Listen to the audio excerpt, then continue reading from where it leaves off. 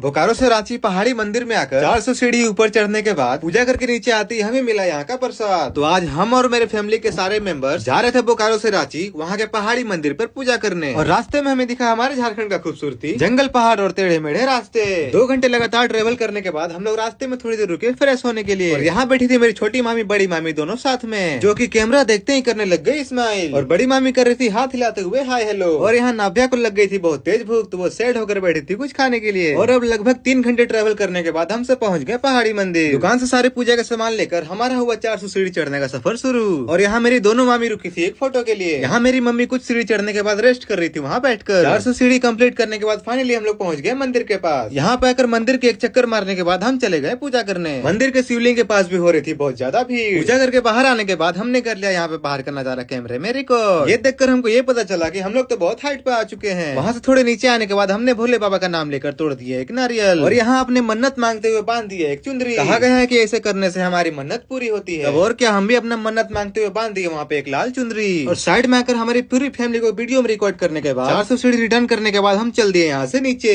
और ये मेरी मम्मी कैमरा में देखकर कर रही थी स्माइल। और ये है मेरे नाना जी जो बहुत ही कम दिखते हैं मेरी व्लॉग में। फाइनली हम लोग नीचे आने के बाद हमें मिल गया यहाँ का प्रसाद, जो कि सिर हिलाकर हमने किया प्रसाद लपेटना शुरू। यहाँ मेरी मामी कर रही थी मेरा स्टाइल कॉपी। अब हम लोग वापस निकलेंगे यहाँ से अपने घर की ओर। आज के व्लॉग को यहीं तक रखते हैं, मिलते हैं नेक्स्ट व्लॉग में। बाय बाय दोस्तों।